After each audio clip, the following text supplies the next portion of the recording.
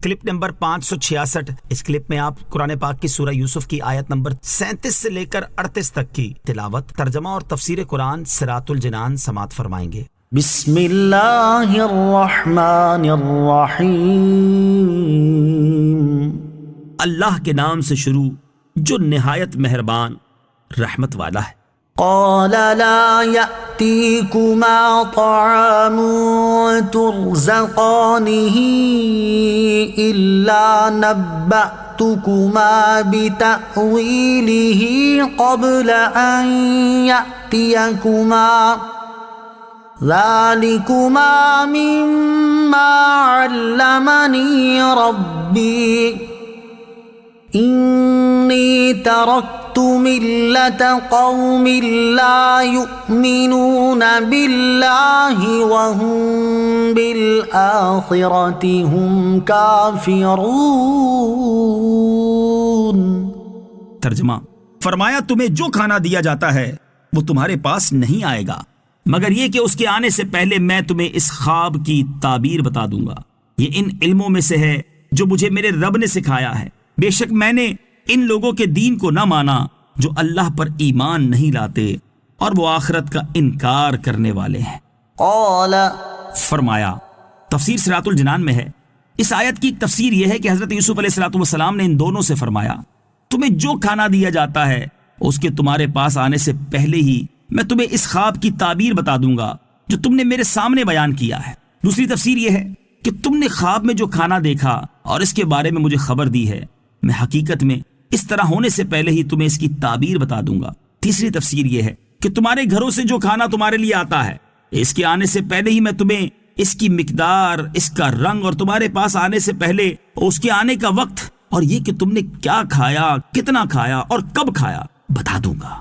ذَلِكُمَا مِمَّا عَلَّمَنِي رَبِّي، یہ ان علموں میں سے ہے جو مجھے میرے رب نے سکھایا ہے۔ تفسیر صراط الجنان میں ہے، حضرت یوسف علیہ السلام کی بات سن کر ان دونوں قیدیوں نے کہا، یہ علم تو کاہنوں اور نجومیوں کے پاس ہوتا ہے، آپ کے پاس یہ علم کہاں سے آیا؟ حضرت یوسف علیہ السلام نے فرمایا، میں کاہن یا نجومی نہیں ہوں، جس کے بارے میں تمہیں خبر دوں گا وہ اللہ تعالیٰ کی وحی ہے جو اس نے میری طرف فرمائی، اور یہ وہ علم ہے جو اللہ تعالیٰ نے مجھے سکھایا ہے۔ بے شک میں نے ان لوگوں کے دین کو نہ مانا جو اللہ عز و جل پر ایمان نہیں لاتے اور وہ آخرت کا انکار کرنے والے ہیں۔ یہاں خواب کی تعبیر سے متعلق ذکر ہوا۔ اس مناسبت سے ہم یہاں خواب بتانے کے آداب، خواب کی تعبیر بیان کرنے کے آداب، خواب کی تعبیر بیان کرنے والے مشہور علماء اور اس موضوع پر مشتمل کتابوں کا ذکر کرتے ہیں، اور خوابوں کی تعبیر سے متعلق نبی پاک علیہ السلام کا مبارک معمول بھی بیان کرتے ہیں۔ خواب کی تعبیر سے متعلق نبی اکرم علیہ السلام کا معمول اور دو خوابوں کی تعبیریں۔ اعلیٰ حضرت امام احمد رضا خان علیہ رحمۃ الرحمن فرماتے ہیں، احادیث صحیحہ سے ثابت ہے کہ حضور اقدس سید عالم صلی اللہ تعالی علیہ وآلہ وسلم اسے یعنی خواب کو امر عظیم جانتے اور اس کے سننے، پوچھنے، بتانے، بیان فرمانے میں نہایت درجے کا اہتمام فرماتے۔ صحیح بخاری وغیرہ میں ہے، حضرت سمورہ بن جندب رضی اللہ تعالیٰ عنہ سے ہے کہ پیارے آقا علیہ السلام نماز صبح پڑھ کر حاضرین سے دریافت فرماتے، آج کی شب کسی نے کوئی خواب دیکھا؟ جس نے دیکھا ہوتا وہ عرض کرتا اور پیارے آقا علیہ السلام خواب کی تعبیر فرماتے۔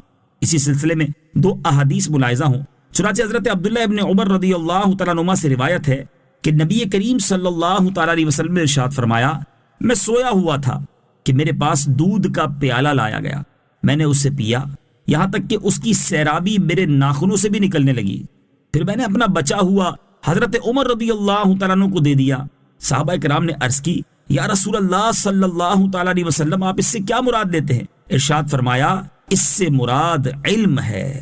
حضرت عبداللہ ابن سلام رضی اللہ تعالیٰ عنہ فرماتے ہیں، میں نے دیکھا کہ گویا میں ایک باغ میں ہوں اور باغ کے درمیان میں ایک ستون ہے جس کی چوٹی پر ایک حلقہ ہے، مجھ سے کہا گیا کہ اس پر چڑھو، میں نے کہا مجھ میں اتنی طاقت نہیں، پھر میرے پاس ایک ملازم آیا اور اس نے میرے کپڑے سنبھالے تو میں چڑھ گیا اور میں نے اس حلقے کو پکڑ لیا، جب میں بیدار ہوا تو میں نے حلقہ پکڑا ہوا تھا، پھر میں نے رسول کریم صلی اللہ تعالی علیہ وسلم سے یہ خواب بیان کیا تو آپ علیہ السلام نے ارشاد فرمایا، وہ باغ تو اسلام کا باغ ہے اور وہ ستون بھی اسلام کا ستون ہے اور وہ حلقہ مضبوط حلقہ ہے، یعنی آخری وقت تک تم اسلام کو ہمیشہ پکڑے رہو گے۔